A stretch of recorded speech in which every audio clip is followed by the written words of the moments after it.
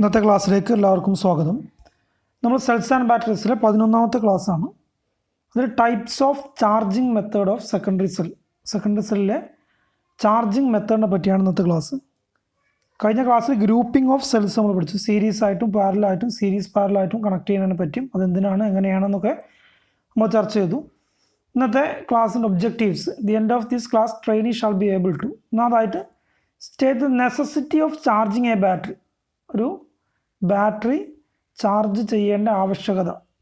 രണ്ടാമത്തത് describe the different types of charging method of secondary സെല്ലിൻ്റെ different type charging മെത്തേഡുകളെ പറ്റി വിവരിക്കുക.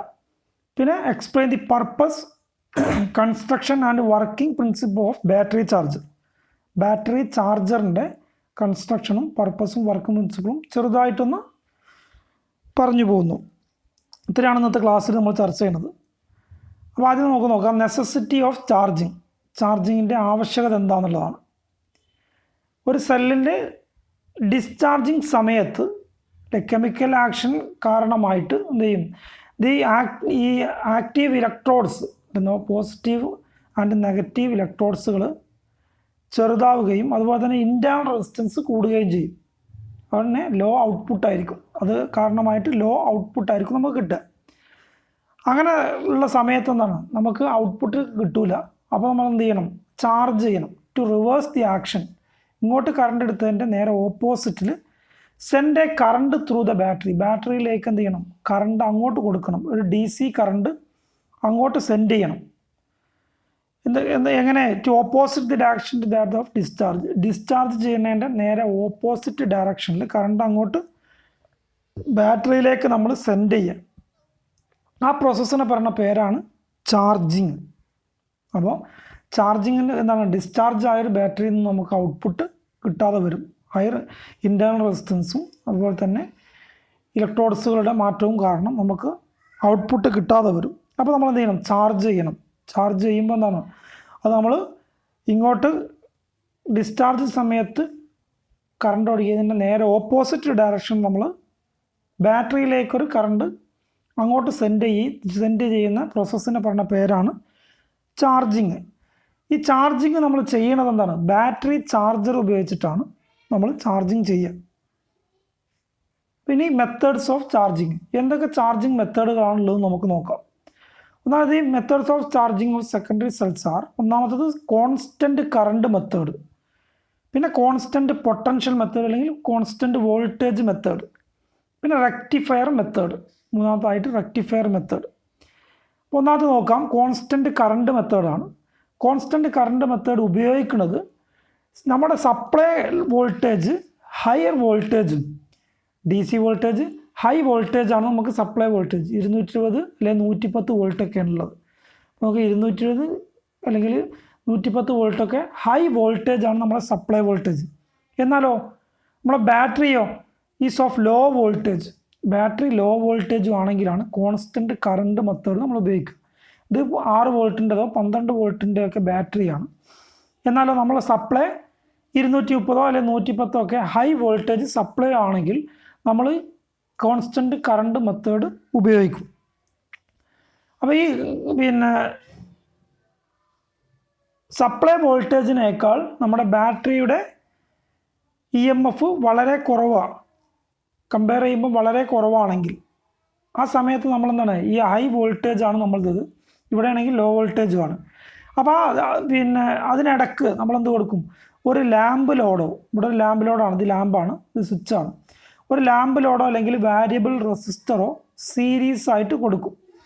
വോൾട്ടേജ് ഇവിടെ അല്ലേ, ഇവിടെ 220 ഇവിടെ 12, ബാക്കിയുള്ള വോൾട്ടേജ് ഇവിടെ എന്ത് ചെയ്യണം, വോൾട്ടേജ് ഡ്രോപ്പ് ആയിട്ട് പോകണം, ബാക്കിയുള്ളതേ ഇങ്ങോട്ട് എത്താവും.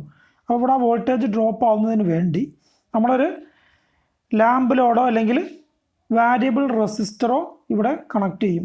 ഇങ്ങനെ ഈ ലാമ്പ് ലോഡോ വാരിയബിൾ റെസിസ്റ്ററോ കണക്ട് ചെയ്യുന്നത് കൊണ്ട് തന്നെ ഇവിടെ ലോസ് ഓഫ് എനർജി കൂടുതലായിരിക്കും, എനർജി ലോസ് വളരെ കൂടുതലായിരിക്കും. അതുകൊണ്ട് തന്നെ ഈ മെത്തേഡ് അത്രക്ക് സഫിഷ്യൻ്റ് ആയൊരു മെത്തേഡല്ല. ഈ മെത്തേഡ് ഉപയോഗിക്കുന്ന സ്ഥലങ്ങൾ ഒന്ന്, four charging more number of cells at constant current rating. കുറേ നമ്പർ സെല്ലുകളുണ്ട്, അത് കോൺസ്റ്റൻറ്റ് കറണ്ട് റേറ്റിങ്ങിൽ ചാർജ് ചെയ്യാനും വേണ്ടിയാണ് കോൺസ്റ്റൻറ്റ് കറണ്ട് മെത്തേഡ് ഉപയോഗിക്കുന്നത്. അപ്പോൾ കോൺസ്റ്റൻറ്റ് കറണ്ട് മെത്തേഡ് എന്താണ്? High voltage, supply voltage high ആണ്, നമ്മുടെ ബാറ്ററി ലോ EMF ആണെങ്കിലാണ് നമ്മൾ കോൺസ്റ്റൻറ്റ് കറണ്ട് മെത്തേഡ് ഉപയോഗിക്കുക. ഈ മെത്തേഡ് കൂടുതലായിട്ട് ഉപയോഗിക്കുന്ന ഒരു മെത്തേഡല്ല. എന്നാൽ കോൺസ്റ്റൻറ്റ് പൊട്ടൻഷ്യൽ മെത്തേഡ് അല്ലെങ്കിൽ കോൺസ്റ്റൻറ്റ് വോൾട്ടേജ് മെത്തേഡ് എന്നും പറയാം.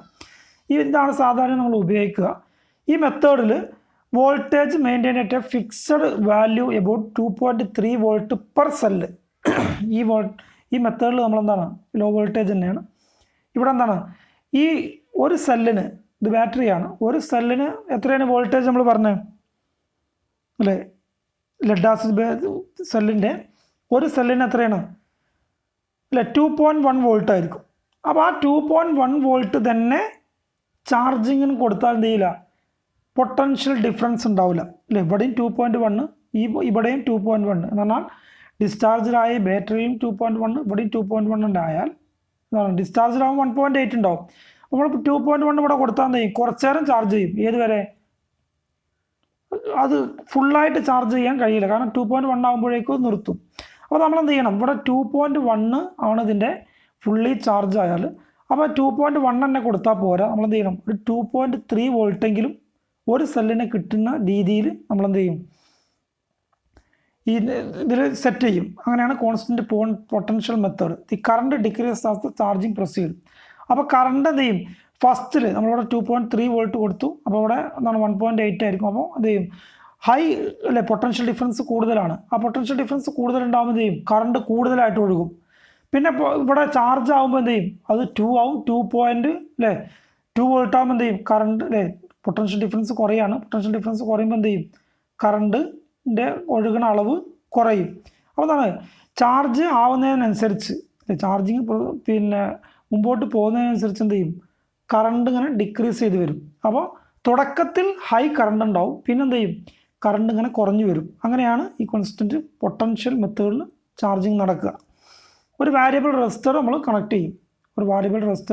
എന്തിനാണെന്ന് ചോദിച്ചാൽ ഇതിലേക്കുള്ള സപ്ലൈ നമ്മൾ 2.3 എന്ന് പറഞ്ഞു, അതല്ലേ 2.5 2.6 ഒക്കെ ആയിട്ട് സെറ്റ് ചെയ്യാനും വേണ്ടിയാണ് ഇവിടെ ഒരു റിയോസ്റ്റാറ്റ്, അത് ഒരു വാരിയബിൾ റെസിസ്റ്റർ ഇവിടെ കൊടുക്കും. ഇതാണ് ഒരു ഉദാഹരണത്തിന് ഒരു 12 വോൾട്ടിൻ്റെ പിന്നെ കാറിൻ്റെ ഒരു ബാറ്ററി, മോട്ടോർ കാറിൻ്റെ ഒരു 12 വോൾട്ടിൻ്റെ ബാറ്ററി ആണെങ്കിൽ അതിൽ ചാർജിങ് എന്താണ്, പിന്നെ നമ്മൾ കറണ്ട് സെറ്റ് ചെയ്യണത് ചാർജിങ് വോൾട്ടേജ് ആയിട്ട് നമ്മൾ ബാറ്ററി ചാർജറിൽ, അതാണ് ചാർജിങ് ഡൈനാമോ എന്ന് പറഞ്ഞത്, ബാറ്ററി ചാർജർ നമ്മൾ സെറ്റ് ചെയ്യുക 15 വോൾട്ട് ആയിരിക്കും നമ്മൾ സെറ്റ് ചെയ്യുക. 15 വോൾട്ട് എന്ന് പറഞ്ഞാൽ 12 വോൾട്ടാണ്. ഓരോ സെല്ലിനും നമ്മൾ 2.3 ആയിട്ട് കണക്കാക്കുമ്പോൾ 4.8 വരും. അപ്പോൾ എന്താണ്, പിന്നെ 14.8 വരും.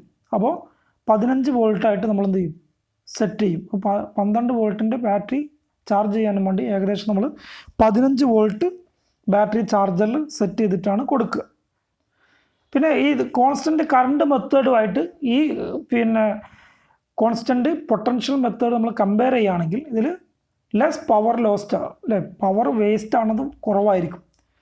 ചാർജിങ് സമയത്ത് എന്താണ്, പവർ വേസ്റ്റ് ആണത് കുറവാണ്. അതുപോലെ തന്നെ ലെസ് ടൈം ഈസ് ടേക്കൺ, കുറഞ്ഞ സമയം കൊണ്ട് നമുക്ക് ചാർജിങ് പൂർത്തിയാക്കാനും പറ്റും. അടുത്തത് റെക്ടിഫയർ മെത്തേഡാണ്. റെക്ടിഫയർ മെത്തേഡിനെ കൂടുതൽ നമ്മൾ അടുത്ത വർഷത്തിൽ എന്താണ് ഇലക്ട്രോണിക്സ് പഠിക്കുമ്പോൾ ഇവിടെ കൂടുതലായിട്ട് നമ്മൾ പറയണില്ല. റെക്ടിഫയർ ഉണ്ടാക്കിയത് ഡയോഡുകൾ കൊണ്ടാണ്. ഇത് പിന്നെ നമ്മൾ പറയുന്നുണ്ട് rectifier of A battery charging is generally made of ഡയോഡുകൾ കൊണ്ടാണ്. ഈ ഡയോഡിൻ്റെ സിമ്പലാണ് ഈ കാണുന്നത്. ഡയോഡുകൾ കൊണ്ടാണ് റെക്ടിഫയർ ഉണ്ടാക്കിയത്. ഇത് 4 പിന്നെ ഡയോഡ് കൊണ്ടുണ്ടാക്കുന്ന റെക്ടിഫയറിൻ്റെ പേര് ബ്രിഡ്ജ് റെക്ടിഫയർ എന്നാണ്. ബ്രിഡ്ജ് റെക്ടിഫയർ ഇത് കൂടുതലായിട്ട് അടുത്ത വർഷം നമ്മൾ പഠിക്കും. അപ്പോൾ ഈ ബ്രിഡ്ജ് റെക്ടിഫയർ ആണ് സാധാരണ നമ്മൾ റെക്ടിഫയർ ഉണ്ടാക്കുമ്പോൾ ഈ റെക്ടിഫയറിൻ്റെ ഉപയോഗം AC-യെ DC ആക്കുക എന്നുള്ളതാണ്. ഇപ്പോൾ ഒരു ചാർജർ നമ്മൾ AC ആയിരിക്കും നമ്മൾ ഉണ്ടാവുക. ആ ചാർജറിൻ്റെ ഇൻപുട്ടിൽ നമ്മൾ AC കൊടുക്കും, എന്നാണ് ഔട്ട്പുട്ടിൽ DC, ഇവിടെ ബാറ്ററിക്ക് ആവശ്യമായ DC ഔട്ട്പുട്ടിൽ കിട്ടുന്ന രീതിയിലാണ് നമുക്കുണ്ടാവുക. നമ്മുടെ വീട്ടിലൊക്കെ AC സപ്ലൈ ആണ്. അപ്പോൾ AC സപ്ലൈ നമ്മൾ ഇതിലേക്ക് കൊടുക്കുമ്പോൾ ഇവിടെ എന്തുണ്ട്, ഒരു സ്റ്റെപ്പ് ഡൗൺ ട്രാൻസ്ഫോമർ ഉണ്ട്. 230 വോൾട്ടിന് എത്രയാണോ 12 15 വോൾട്ട് ആക്കുന്ന സ്റ്റെപ്പ് ഡൗൺ ട്രാൻസ്ഫോമർ ഉണ്ടാവും. ആ ട്രാൻസ്ഫോമറിൻ്റെ ഔട്ട്പുട്ട് എങ്ങോട്ട് കൊടുക്കും, ഈ ബ്രിഡ്ജ് റെക്ടിഫയറിലേക്ക് കൊടുക്കും. ബ്രിഡ്ജ് റെക്ടിഫയറിൻ്റെ ഔട്ട്പുട്ട് എന്ന് പറയുന്നത് ഡി സി ആക്കിയിട്ട് മാറ്റും. ഈ പിന്നെ റെക്ടിഫയർ എന്ത് ചെയ്യും, എ സിനെ ഡി സി ആക്കും. ഡി സി ആക്കിയിട്ട് മാറ്റുന്നതാണ് നമ്മൾ ബാറ്ററിയിലേക്ക് കൊടുക്കുക. ഇവിടെ കറണ്ട് അറിയാനും വേണ്ടി അമ്മീറ്റർ സീരീസ് ആയിട്ട് കൊടുക്കും. പിന്നെ ഉള്ളത് എന്താണ്, ഈ സ്റ്റെപ്പ് ഡൗൺ ട്രാൻസ്ഫോമറിൽ നമ്മളെന്താണ് കുറേ ടാപ്പിങ്, ഇവിടെ പറ്റുന്നേ ഉള്ളൂ, ഇതിന് കുറേ ടാപ്പിങ് എത്രയാണ്, 12 volt, 6 volt, 12 volt, 24 volt, 36 volt എന്നൊക്കെ പറഞ്ഞിട്ട് കുറേ എണ്ണം. കാരണം എന്താണ്, ബാറ്ററി ഒരു ബാറ്ററി മാത്രമല്ല, കുറേ ബാറ്ററികൾ നമുക്ക് സീരീസ് ആയിട്ട് കൊടുത്തിട്ട് നമുക്ക് ചാർജ് ചെയ്യാൻ പറ്റും. അങ്ങനെയും ഉണ്ടാക്കും.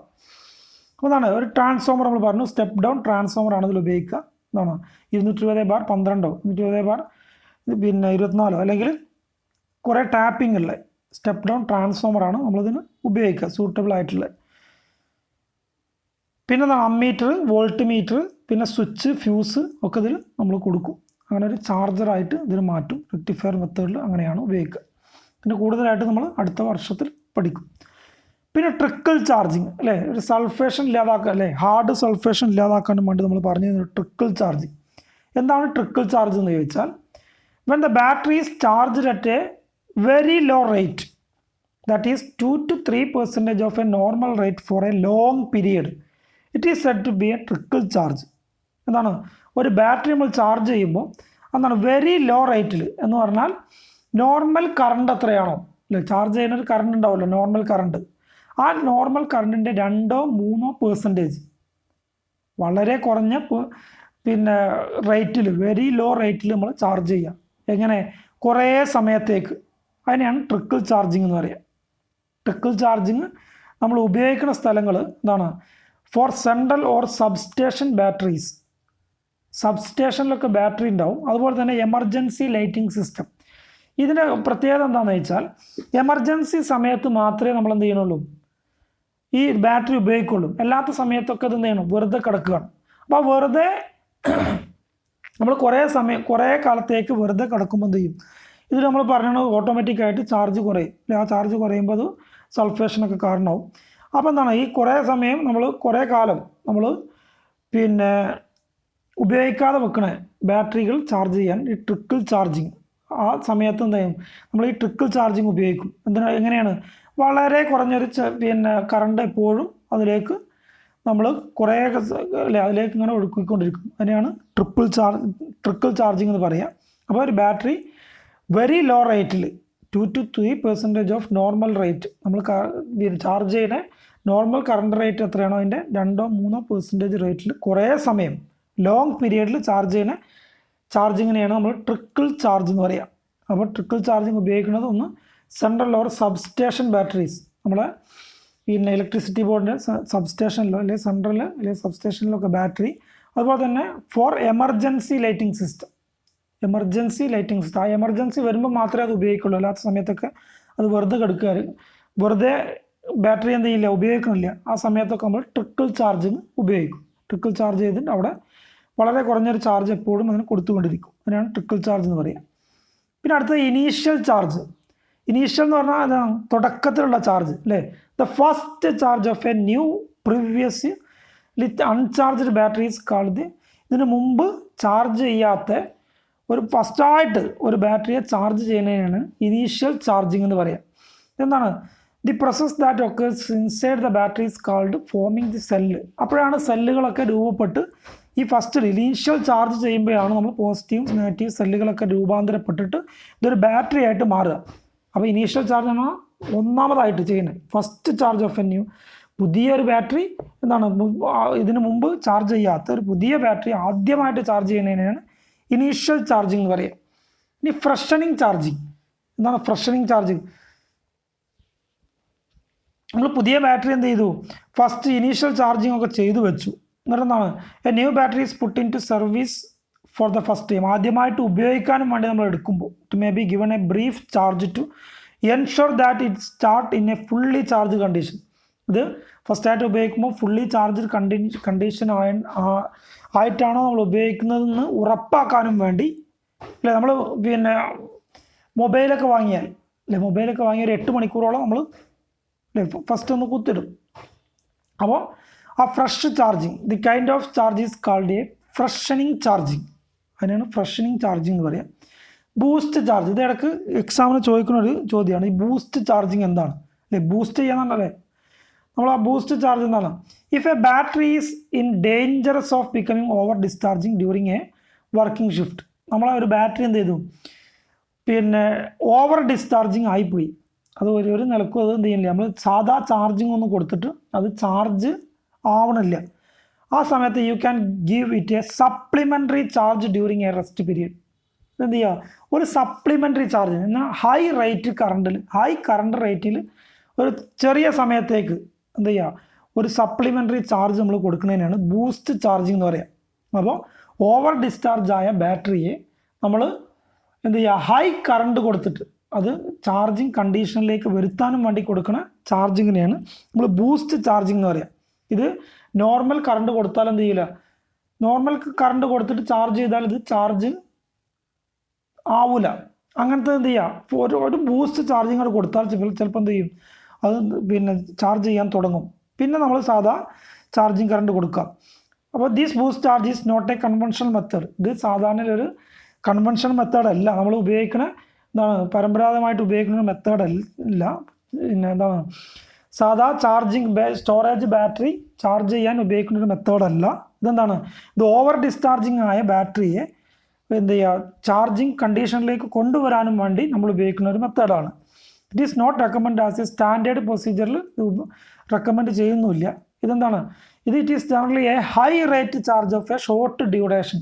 ചെറിയ സമയത്തേക്ക് ഒരു ഹൈ കറണ്ടിലേക്ക് കൊടുത്തിട്ട് എന്ത് ചെയ്യുക, അതൊന്ന് പിന്നെ സെല്ലുകളെ ഒന്ന് പുനരുജ്ജീവിപ്പിക്കാനും വേണ്ടി കൊടുക്കുന്നതാണ്. Use only to ensure that the battery will last until the end of the shift. ഏറ്റവും എന്താണ്, ഫുള്ളി ഓവർ ഡിസ്ചാർജ് ആയത് ഒരു ബാറ്ററിയെ നമ്മൾ എന്ത് ചെയ്യുക, സാധാ പിന്നെ ചാർജ് ചെയ്യാനും വേണ്ടി കഴിയുമോ എന്ന് നോക്കാനും വേണ്ടി എന്ന് പറഞ്ഞാൽ അത് പിന്നെ ഈ ബൂസ്റ്റ് ചാർജ് കൊടുത്തിട്ടും ഒരു ബാറ്ററി ചാർജിങ്ങിലേക്ക് വരുന്നില്ല എങ്കിൽ ആ ബാറ്ററി പിന്നെ ഉപയോഗിക്കാൻ കഴിയില്ല. ഇനി ബാറ്ററി ചാർജേഴ്സ് അല്ലേ, ബാറ്ററി ചാർജറിനെ പറ്റി നമ്മൾ പറഞ്ഞു. ജനറലായ ഒരു ബാറ്ററി ചാർജർ എന്ന് പറഞ്ഞാൽ ഒരു ഇലക്ട്രിക്കലോ അല്ലെങ്കിൽ ഇലക്ട്രോണിക്സ് ഡിവൈസാണ്. അതിൻ്റെ ആവശ്യം എന്ന് പറഞ്ഞാൽ എന്താണ്, അതിൻ്റെ ഇൻപുട്ടിൽ AC കൊടുത്താൽ നമുക്ക് DC ഔട്ട്പുട്ട് നമുക്ക് കിട്ടും. ഈ ബാറ്ററി ചാർജർ ഉപയോഗിക്കുന്നത് എന്തിനാണ്, ഒരു energy use to put energy into a cell. ഒരു സെല്ലിലേക്ക് എന്താണ് എനർജി കൊടുക്കാനും വേണ്ടിയാണ് ബാറ്ററി ചാർജർ ഉപയോഗിക്കുന്നത്. ഒരു DC നമ്മൾ അങ്ങോട്ട് കൊടുക്കാനും വേണ്ടി, ബാറ്ററി സെല്ലുകളിലേക്ക് നമ്മൾ അങ്ങോട്ട് കൊടുക്കാനും വേണ്ടിയാണ് ഉപയോഗിക്കുന്നത്. ഒരു ബാറ്ററിയുടെ എന്താണ്, നമ്മൾ ബാറ്ററി ഉപയോഗിക്കുമ്പോൾ എന്ത് ചെയ്യും, കെമിക്കൽ റിയാക്ഷൻ വഴി അത് റീചാർജ് അല്ലേ, ഒരു റീചാർജ് ബാറ്ററി എന്ത് ചെയ്തു, ഫുള്ളി ഡിസ്ചാർജ്ഡ് ആ ഫുള്ളി എന്ത് ചെയ്തു, ആ റീചാർജ് എന്താണ്, അതിൻ്റെ കെമിക്കൽ റിയാക്ഷൻ അവസാനിക്കുമ്പോഴാണ് നമ്മൾ അതിനെ എന്ത് ചെയ്യുക, ഈ ഡിസ്ചാർജ്ഡ് ബാറ്ററി എന്ന് പറയാം. നമ്മൾ അതിൻ്റെ ലോഡ് കൊടുത്തിട്ട് ആ കെമിക്കൽ റിയാക്ഷൻ നടക്കും. ആ കെമിക്കൽ റിയാക്ഷൻ അവസാനിക്കുമ്പോൾ നമ്മൾ എന്ത് ചെയ്യും, അത് ഡിസ്ചാർജ്ഡ് ആയി. പിന്നെ നമുക്ക് എന്ത് ചെയ്യുക, അതിലൂടെ ഔട്ട്പുട്ട് നമുക്ക് കറണ്ട് അതിലൂടെ ഔട്ട്പുട്ടിലേക്ക് കറണ്ട് ഒഴുകാത്ത അവസ്ഥ വരുമ്പോൾ അതിനെയാണ് നമ്മൾ ഡിസ്ചാർജ് എന്ന് പറയാം. ആ സമയത്ത് എന്ത് ചെയ്യണം, നമ്മൾ റീചാർജ് ചെയ്യണം. Battery can be recharged. ആ സമയത്ത് നമ്മൾ റീചാർജ് ചെയ്യണം. എങ്ങനെ, നമ്മൾ നേരത്തെ പറഞ്ഞു എന്നാണ്, ഒരു DC കറണ്ട് എന്ത് ചെയ്യുക, ഒരു ഔട്ട്സൈഡ് സോഴ്സിൽ നിന്നും, അതാണ് ബാറ്ററി ഒരു ഔട്ട്സൈഡിലുള്ള ഒരു DC സപ്ലൈയിൽ നിന്നും നമ്മൾ എന്ത് ചെയ്യണം, ഓപ്പോസിറ്റായിട്ട് ഡിസ്ചാർജ് ചെയ്തതിൻ്റെ ഓപ്പോസിറ്റായിട്ടൊരു കറണ്ട് അതിലേക്ക് ബാറ്ററിയിലേക്ക് ഫ്ലോ ചെയ്യിക്കണം. അതിനും വേണ്ടിയാണ് ഉപയോഗിക്കുന്ന സാധനമാണ് നമ്മൾ ബാറ്ററി ചാർജർ. അങ്ങനെ ഈ ചാർജ് ചെയ്യുന്ന സമയത്ത് നമ്മൾ ശ്രദ്ധിക്കേണ്ട കാര്യം, ഇത് ചാർജറിൻ്റെ നെഗറ്റീവ് ലീഡ് എപ്പോഴും നമ്മൾ ബാറ്ററിയുടെ നെഗറ്റീവ് ലീഡിലേക്ക് തന്നെ കണക്ട് ചെയ്യണം. പിന്നെ ചാർജറിൻ്റെ പോസിറ്റീവിലേക്ക് ബാറ്ററിയുടെ പോസിറ്റീവ് ലീഡിലേക്ക് തന്നെ കണക്ട് ചെയ്യണം. അല്ലാതെ അതിന് റിവേഴ്സായിട്ട് കണക്ട് ചെയ്താൽ ഒരു ഷോർട്ട് സർക്യൂട്ട് ഉണ്ടാവാനും അതുവഴി ചാർജറും ബാറ്ററിയും ഡാമേജ് ആവാനും സാധ്യത കൂടുതലാണ്. അടുത്ത ചാർജിങ് കറണ്ട് അല്ലെ, ചാർജ് ചെയ്യുമ്പോഴുള്ള കറണ്ട്. പിന്നെ ചാർജിങ് ഏതൊരു ബാറ്ററി ചാർജ് ചെയ്യുകയാണെങ്കിലും ഒരു ഇമ്പോർട്ടൻ്റ് ആയിട്ടുള്ള കാര്യമാണ് ചാർജിങ് കറണ്ട്. അത് ബാറ്ററി ഉണ്ടാക്കിയ ആളുകൾ നമുക്ക് റെക്കമെൻഡ് ചെയ്ത് കറണ്ടിൽ തന്നെ അത് ചാർജ് ചെയ്യുക എന്നുള്ളത് വളരെ ഇമ്പോർട്ടൻ്റ് ആണ്. ഈ കറണ്ട് നമ്മൾ സെറ്റ് ചെയ്യൽ ഔട്ട്പുട്ട് വോൾട്ടേജ് സെറ്റ് ചെയ്തിട്ടാണ്. ചാർജിങ് സമയത്തുള്ള ഔട്ട്പുട്ട് വോൾട്ടേജ് നമ്മൾ സെറ്റ് ചെയ്തിട്ട് ഈ കറണ്ട് സെറ്റ് ചെയ്യും. അത് പിന്നെ റീഡ് ചെയ്യാനും വേണ്ടി ചാർജിങ് കറണ്ട് റീഡ് ചെയ്യാനും വേണ്ടി നമ്മൾ എന്തുണ്ട്, ഒരു അമ്മീറ്റർ സീരീസ് ആയിട്ട്, ഒരു ബാറ്ററിക്ക് സീരീസ് ആയിട്ട് നമ്മളൊരു അമ്മീറ്റർ കൊടുത്തിരിക്കും. ഈ ചാർജറിൻ്റെ ഉള്ളിൽ തന്നെ നമ്മളൊരു അമ്മീറ്റർ കൊടുത്തിരിക്കും. അതുപോലെ തന്നെ വോൾട്ട് മീറ്റർ ഉണ്ടാവും. പിന്നെ battery and charger are that same voltage. ഞാൻ നേരത്തെ പറഞ്ഞു എന്താണ്, രണ്ടിലും സെയിം വോൾട്ടേജ് ആണെങ്കിൽ, നമ്മളിപ്പോൾ 2 വോൾട്ടാണ് ബാറ്ററിയിൽ, ഇതിലും നമ്മൾ ചാർജറിലും 2 വോൾട്ടേജ് ആണെങ്കിൽ എന്ത് ചെയ്യില്ല, ബാറ്ററി ചാർജ് ആവില്ല. അതിനുള്ള കാരണം നമുക്കറിയാം, പൊട്ടൻഷ്യൽ ഡിഫറൻസ് ഉള്ളിടത്ത് എന്ത് ചെയ്യുള്ളൂ, കറണ്ട് ഒഴുകുള്ളൂ. അപ്പോൾ പൊട്ടൻഷ്യൽ ഡിഫറൻസ് ഇവിടെ ഇല്ല, രണ്ടും ഒരേ വോൾട്ടേജ് ആണ്. അതുകൊണ്ട് തന്നെ നമ്മൾ എന്ത് ചെയ്യണം, പിന്നെ നമ്മൾ ചാർജറിൻ്റെ വോൾട്ടേജ് സെറ്റ് ചെയ്യുമ്പോൾ എപ്പോഴും എന്ത് ചെയ്യണം, ബാറ്ററിയുടെ കറണ്ട് വോൾട്ടേജിനേക്കാൾ കൂടുതലായിട്ട് സെറ്റ് ചെയ്യണം. എന്നാലേ എന്ത് ചെയ്യുള്ളൂ, ബാറ്ററിയിലേക്ക് കറണ്ട് ഫ്ലോ ചെയ്യുള്ളൂ. അപ്പോൾ ബാറ്ററിയുടെ വോൾട്ടേജിനേക്കാൾ കൂടുതൽ വോൾട്ടേജ് എന്തിൽ സെറ്റ് ചെയ്യണം, ചാർജറിൻ്റെ വോൾട്ടേജ് സെറ്റ് ചെയ്യണം. എന്നാലേ നമുക്ക് ബാറ്ററിയിലേക്ക് കറണ്ട് ഫ്ലോ ചെയ്യുള്ളൂ. ഇനി ബാറ്ററിൻ്റെ പാർട്സ് ഓഫ് ബാറ്ററി ചാർജറിൻ്റെ പാർട്സുകൾ എന്തൊക്കെയാണ് നമുക്ക് നോക്കാം. ഒരു ബാറ്ററി ചാർജറിലുള്ളത് ഞാൻ നേരത്തെ പറഞ്ഞു, എന്താണ്, ഒരു DC പവർ സപ്ലൈ ആണ് അല്ലേ. ഒരു AC മെയിനിൽ നമ്മൾ കൊടുത്താൽ അതിൻ്റെ ഔട്ട്പുട്ട് നമുക്ക് എന്ത് കിട്ടും, ഒരു DC പവർ കിട്ടും. ബാറ്ററിയുടെ DC വോൾട്ടേജിനേക്കാൾ കൂടുതലായിട്ടുള്ളൊരു പവർ കിട്ടുന്നതായിരിക്കണം എന്ത്, ബാറ്ററി ചാർജറിൻ്റെ ഔട്ട്പുട്ട്. അതാണ് ഇതിലുള്ളത്. പിന്നെന്താണ്, ഇത് മാത്രമല്ല, അതിൻ്റെ കൂടുതലായിട്ട് ഇത്രയും കിട്ടിയാലൊരു ബാറ്ററി ചാർജറായി എന്ന് പറഞ്ഞാൽ AC നമ്മൾ പിന്നെ ഇൻപുട്ടിലേക്ക് കൊടുത്തു, ഔട്ട്പുട്ടിൽ ബാറ്ററിയുടെ വോൾട്ടേജ് എത്രയാണോ അതിലും കൂടുതലുള്ളൊരു വോൾട്ടേജ് ഉള്ള DC ഔട്ട്പുട്ട് നമുക്ക് കിട്ടുകയാണെങ്കിൽ എന്തായി, ഒരു ബാറ്ററി ചാർജറായി. പക്ഷേ ഈ ചാർജറിൽ അഡീഷണൽ ആയിട്ട് നമ്മൾ ഇത് മോണിറ്റർ ചെയ്യാം, ചാർജിങ് കറണ്ട് എത്ര ഉണ്ട്, ചാർജിങ് എത്ര സമയമായി, അല്ലെങ്കിൽ പിന്നെന്താണ് ചാർജിങ് പ്രോസസ്സ് കൺട്രോൾ ചെയ്യാനൊക്കെ ഉള്ള ആക്സസറീസുകൾ കൂടി കൊടുത്തിട്ടാണ് നമ്മൾ ബാറ്ററി ചാർജർ ഉണ്ടാക്കുക. പിന്നെ ജനറലായിട്ട് ഒരു ബാറ്ററി ചാർജറിൽ 4 പാർട്സുകൾ ഉണ്ടായിരിക്കും. അത് നമ്മൾ എപ്പോഴും ഓർത്ത് വെക്കണം. നമ്മൾ ബാറ്ററി ചാർജറിൻ്റെ കൂടുതൽ ഫുള്ളായിട്ടൊന്നും നമ്മളിപ്പോൾ പറയണില്ല. അപ്പോൾ എന്താണ്, ഈ 4 കാര്യങ്ങൾ ബാറ്ററി ചാർജറിൻ്റെ ഉള്ളിൽ 4 പാർട്സുകൾ നിർബന്ധമായിട്ടും ഉണ്ടായിരിക്കും. ഒന്നാമത്തത് സ്റ്റെപ്പ് ഡൗൺ ട്രാൻസ്ഫോമർ. ഇവിടെ AC ആണ്, ട്രാൻസ്ഫോമറിൽ AC ആണ് നമ്മൾ കൊടുക്കുക. AC 240 നമ്മളെ വീട്ടിലുള്ളത് 240. ആ 240നെ നമുക്ക് ആവശ്യമായ വോൾട്ടേജിലേക്ക് എത്രയാണോ, 24 36 പിന്നെ 12 എത്ര വോൾട്ടേജ് ആണോ ആ വോൾട്ടേജിലേക്ക് മാറ്റാൻ പറ്റിയ ഒരു സ്റ്റെപ്പ് ഡൗൺ ട്രാൻസ്ഫോമർ. അതാണ് ഒന്നാമത്തെ പാർട്സ്. ഇനി രണ്ടാമതായിട്ട് ഒരു സെലക്ടർ സ്വിച്ച് ഉണ്ടാവും for voltage and current selection. വോൾട്ടേജും കറണ്ടും സെലക്ട് ചെയ്യാനുള്ള, വോൾട്ടേജ് സെലക്ട് ചെയ്യണമെങ്കിൽ ഈ സ്റ്റെപ്പ് ഡൗൺ ട്രാൻസ്ഫോമർ എന്തായിരിക്കണം, ടാപ്പിംഗ് ഉണ്ടായിരിക്കണം. സ്റ്റെപ്പ് ഡൗൺ ട്രാൻസ്ഫോമർ ഈ സ്വിച്ച് ഇങ്ങനെ മാറ്റുന്നതിനനുസരിച്ച് ഈ ടാപ്പിംഗ് ഇങ്ങനെ മാറും. ടാപ്പിംഗ് എന്താണ്, 9 വോൾട്ട് 12 വോൾട്ട് 24 വോൾട്ട് 36 വോൾട്ട് ഇങ്ങനെ ടാപ്പിംഗ്. എത്രയാണോ ബാറ്ററീൻ്റെ ചാർജ് എത്രയാണോ അതിലും മുകളിലുള്ള പിന്നെ വോൾട്ടേജ് കിട്ടാനുള്ള എന്താണ്, അപ്പോൾ വോൾട്ടേജ് സെലക്ടർ സ്വിച്ച് ഉണ്ടാവും. അതുപോലെ തന്നെ കറണ്ട് സെലക്ഷനും വേണ്ടിയുള്ള സെലക്ടർ സ്വിച്ചാണ് രണ്ടാമത്തെ പാർട്സ്. മൂന്നാമതായിട്ട് ഇപ്പോൾ ഒക്കെ എന്താണ്, AC ആണ്. AC ആയിട്ട് മാറ്റുള്ളൂ. സ്റ്റെപ്പ് ഡൗൺ ചെയ്യുക. ഇപ്പം 12 വോൾട്ട് AC ആണ്. ഇപ്പോൾ ഇവിടെ 24 വോൾട്ട് ആണെങ്കിൽ 24 വോൾട്ട് AC ആണ്. അപ്പോൾ നമ്മൾ ആ 24 വോൾട്ടേജ് സെലക്ട് ചെയ്തു. ഇനി എന്ത് ചെയ്യണം, ACയെ DC ആക്കാനും വേണ്ടി rectifier to convert AC into a unidirectional DC ആക്കി മാറ്റാനാണ് റെക്ടിഫയർ ഉപയോഗിക്കുന്നത്. അപ്പോൾ റെക്ടിഫയർ എന്തിനാണ് ഉപയോഗിക്കണമെന്ന് ചോദിച്ചാൽ ACയെ DC ആക്കി മാറ്റാനും വേണ്ടിയാണ് റെക്ടിഫയർ. അപ്പോൾ മൂന്നാമതായിട്ട് എന്ത് വേണം, ACയെ DC ആക്കി മാറ്റാനുള്ള ഒരു പാർട്സ് വേണം.